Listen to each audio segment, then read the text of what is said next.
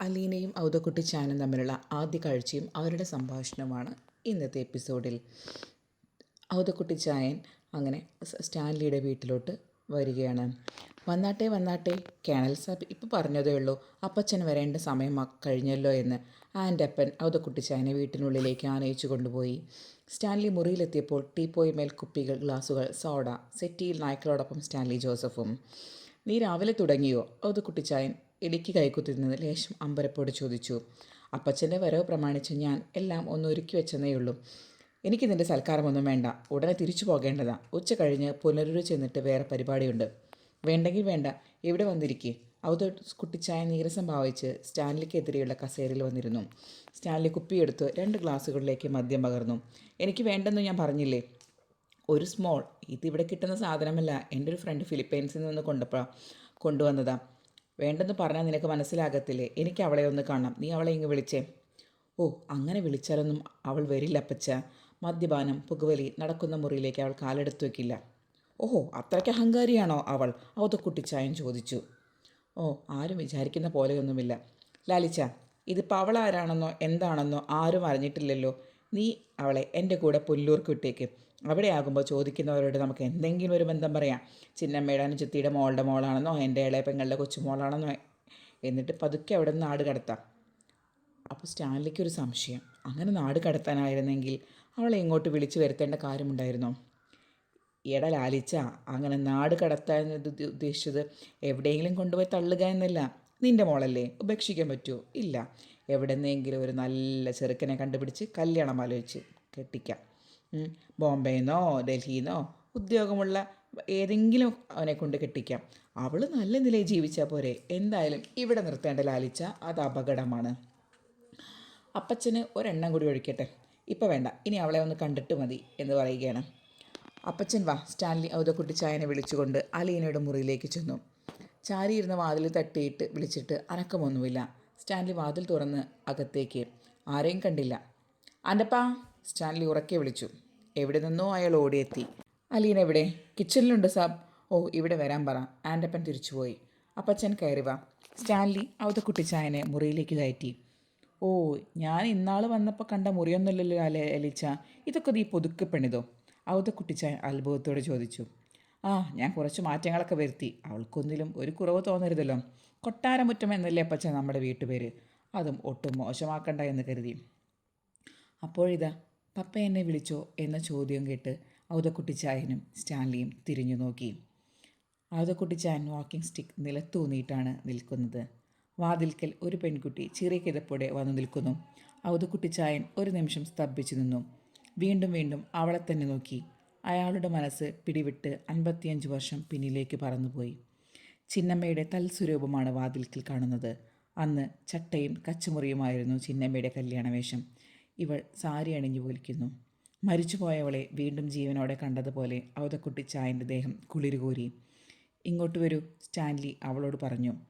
അലീന തെല്ല് സങ്കോചത്തോടെ മുറിക്കുള്ളിലേക്ക് കയറി ചെന്നു. അപ്പച്ച, ഇവളാണ് കക്ഷി. അലീന, ഇത് നിൻ്റെ വല്യപ്പച്ചൻ, അതായത് എൻ്റെ അപ്പച്ചൻ. നമസ്കാരം.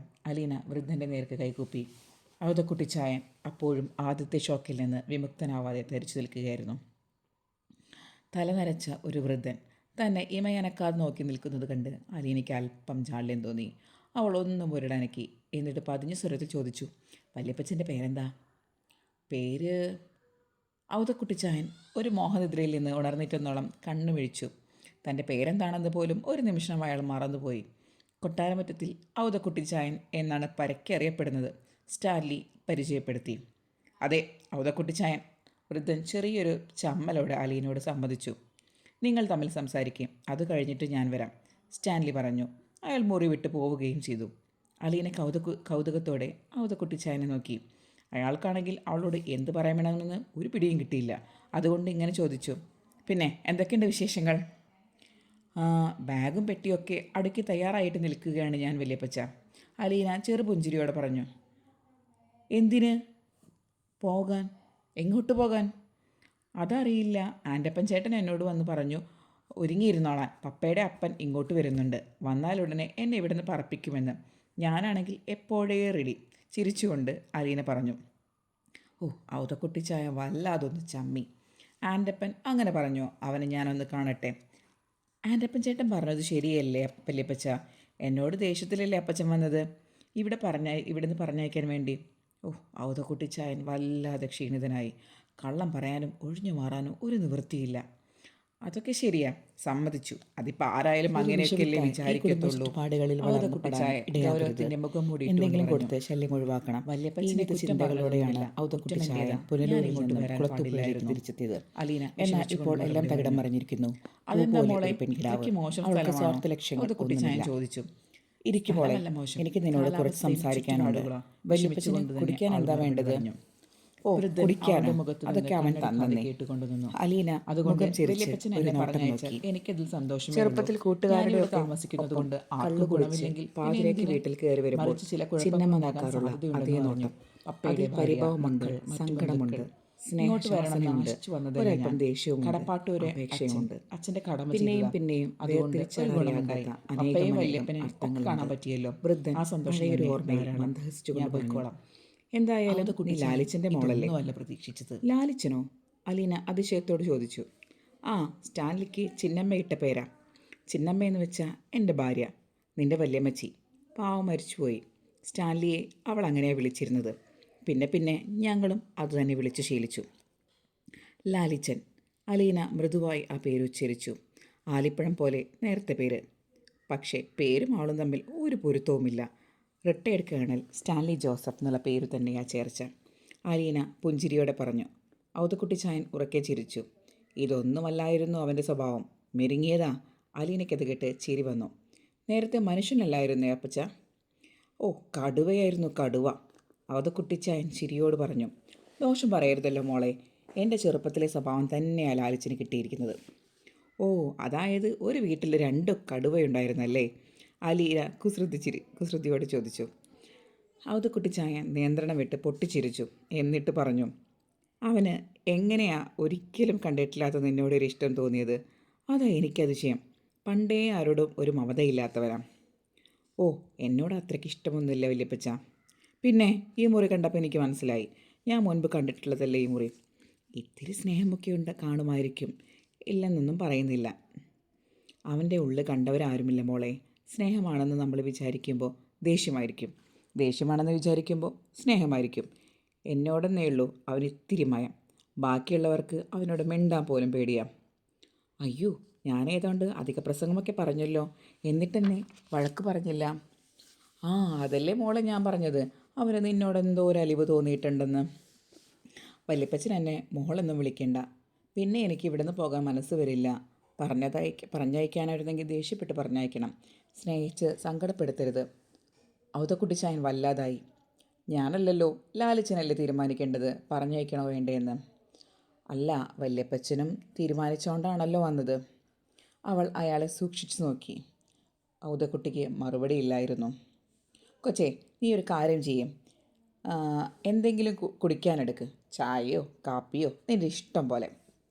അല്ല വല്യപ്പച്ച, കള്ള് കുടിച്ചെന്നല്ലേ പറഞ്ഞത്? അപ്പോൾ ഈ ചായയും കള്ളും തമ്മിൽ പിരിയില്ലേ? ഓ, അതൊക്കെ പിരിയുമെന്നേ. എന്നാലും കുഴപ്പമില്ല. ചിന്നമ്മ ഇങ്ങനെ എത്ര ചായ ഇട്ട് തന്നേക്കുന്നു. എന്നാൽ ശരി, ഞാൻ പോയി ചായ എടുക്കട്ടെ. അലീന കിച്ചണിലോട്ട് പോയി. പിന്നാലെ ഔതക്കുട്ടിച്ചായനും ചെന്നു. അലീന ചായ ഇടാൻ ഭാവിച്ചപ്പോൾ പൗലോസ് തടഞ്ഞു. കുഞ്ഞേ, അതവിടെ വെച്ചേക്ക്. മുതലാളി ഞങ്ങളെ ചീത്ത പറയും. ഓ, നിൻ്റെ മുതലാളിയുടെ ഞാൻ പറഞ്ഞോളാം. പിന്നിൽ നിന്ന് ഔതക്കുട്ടിച്ചായൻ പറഞ്ഞു. അലീന ചായ ഇട്ടു. 1 കപ്പ് ഔതക്കുട്ടിച്ചായന്, 1 കപ്പ് പൗലോസിന്, 1 കപ്പ് അവൾക്കും. ചായ കുടിച്ചതിന് ശേഷം ഔതക്കുട്ടിച്ചായൻ പൗലോസിനോട് പറഞ്ഞു. എടാ, ഈ പെങ്കൊച്ചിനോട് ചോദിച്ച് ഇതിൻ്റെ പാങ്ങൊക്കെ ഒന്ന് മനസ്സിലാക്കി വെച്ചേക്ക്. അങ്ങനെ ചായ കുടിച്ചതിന് ശേഷം ഔതക്കുട്ടിച്ചായൻ ലാലിച്ചൻ്റെ അടുത്തേക്ക് പോയി. മദ്യപിച്ചുകൊണ്ടിരിക്കുന്ന ലാലിച്ചൻ്റെ അടുത്ത് വന്ന് ഔതക്കുട്ടിച്ചായൻ പറഞ്ഞു. ലാലിച്ച, നീ നിൻ്റെ കുടി ഇത്തിരി കുറയ്ക്കണം. ഒരു പെങ്കൊച്ച് ഈ വീട്ടിലുണ്ടെന്ന് ഓർമ്മ വേണം. അവൾക്ക് കുടിക്കാനോ വലിക്കുന്നവരെയോ ഒന്നും ഇഷ്ടമല്ലെന്ന് നീ പറഞ്ഞത്. സ്റ്റാൻലി അത്ഭുതത്തോടു കൂടി ചോദിച്ചു. അപ്പൻ അവളോട് സംസാരിച്ചോ? ഓ, സംസാരിച്ചു. എന്തു തോന്നി? എടാ, അവൾ എൻ്റെ സകല കണക്കൂട്ടുകളും തെറ്റിച്ചു കളഞ്ഞു. ഞാൻ കരുതിയത് എങ്ങോണ്ടെങ്ങോ വലിഞ്ഞു കയറിയെന്നൊരു അനാഥ പ്രേതമാണെന്നല്ലേ. ഇവളൊരു മിടുക്കി പെൺകുട്ടിയാ. അവൾ നിൻ്റെ മോള് തന്നെയാടാ സ്റ്റാൻലി, അതെനിക്ക് ഉറപ്പാണ്. അപ്പോൾ അപ്പച്ചന് ഇനി സംശയമൊന്നുമില്ലല്ലോ? ഏയ്, യാതൊരു സംശയമില്ല. അതല്ല ലാലിച്ച, എനിക്ക് അതിശയം എന്താണെന്ന് വെച്ചാൽ നിൻ്റെ അമ്മയുണ്ടല്ലോ ചിന്നമ്മ, അവളെവിടെ പോയെന്ന് നോക്കണ്ടേ? അതേ രൂപം, അതേ നോട്ടം, അതേ ചിരി, ആ വർത്തമാനം പോലും അതേപടി തന്നെ. ഔതക്കുട്ടിച്ചായൻ ആത്മസംതൃപ്തിയോടെ പറഞ്ഞുകൊണ്ടിരുന്നു. ലാലിച്ച, നീ അവളോട് കുറച്ചുകൂടെയൊക്കെ സ്നേഹത്തോടെ പെരുമാറണം കേട്ടോ. അതിൻ്റെ ഒരു സങ്കടം അവൾക്കുണ്ട്. ഓ, അപ്പോൾ അവളെ പറഞ്ഞയക്കേണ്ടെന്നാണ് അപ്പച്ചൻ പറഞ്ഞു വരുന്നത്. അത് ശരിയാ.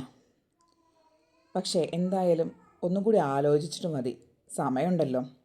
അല്ല, അപ്പച്ചൻ ഇന്നിപ്പോൾ തിരിച്ചു പോകുമെന്നല്ലേ പറഞ്ഞത്? പുനലൂർ എന്തോ പരിപാടിയുണ്ടെന്ന്. ഒന്ന് ആലോചിച്ചതിന് ശേഷം അവതക്കുട്ടിച്ചായൻ പറഞ്ഞു, ഞാനങ്ങനെ പറഞ്ഞായിരുന്നോ? പറഞ്ഞിരുന്നു. എന്നാൽ ഞാൻ ആ പരിപാടി മാറ്റിവെച്ചു. എനിക്ക് നാളെ പോയാലും മതി, അവതക്കുട്ടിച്ചായൻ കപട ഗൗരവത്തിൽ പറഞ്ഞു. അങ്ങനെയാണെങ്കിൽ ഒരെണ്ണം കൂടി ഒഴിക്കട്ടെ? സ്റ്റാൻലി ചിരിയോട് ചോദിച്ചു. എനിക്ക് വേണ്ട. അവതക്കുട്ടിച്ചായ എഴുന്നേറ്റു. ഞാൻ അവളുടെ അടുത്ത് വർത്തമാനം പറഞ്ഞു തീർന്നില്ലായിരുന്നു. ഞാൻ അങ്ങോട്ട് ചെല്ലട്ടെ. അവളോട് സംസാരിക്കുമ്പോൾ സൂക്ഷിക്കണം അപ്പച്ച. അവൾ ഓർക്കാപ്പുറത്ത് ചില ചോദ്യങ്ങളൊക്കെ ചോദിക്കും. ചില മർമ്മങ്ങളിലൊക്കെ ഒരു പിടുത്തം പിടിക്കും. അപ്പച്ചൻ വിഷമിച്ചു പോകുമേ. ആ, പെൺകുട്ടികളായ അങ്ങനെ വേണട ലാലിച്ച, ഒരു കുസൃതി ചിരിയോടെ പറഞ്ഞ് അവതക്കുട്ടിച്ചായ മുറി വിട്ടുപോയി. സ്റ്റാൻലി ഒരളവ് മദ്യം കൂടി ഗ്ലാസ്സിലേക്ക് ഒഴിച്ചു. അതിൽ സോഡ കലർത്തിയിട്ട് തൊട്ടടുത്തിരുന്ന ജർമ്മൻ ഷെപ്പേർഡിനോട് പറഞ്ഞു, അപ്പച്ചൻ നാളെയും പോകത്തില്ല, മറ്റന്നാളും പോകത്തില്ല. ജർമ്മൻ ഷെപ്പേർഡ് തലകുലക്കി ചെവി കുടഞ്ഞു. ഇത്രയാണ് ഇന്നത്തെ കഥ. എന്നും നമ്മൾ കറക്റ്റായിട്ട് വീഡിയോസ് അപ്ലോഡ് ചെയ്യുന്നതായിരിക്കും ഇതിൻ്റെ ബാക്കി കഥകളൊക്കെ.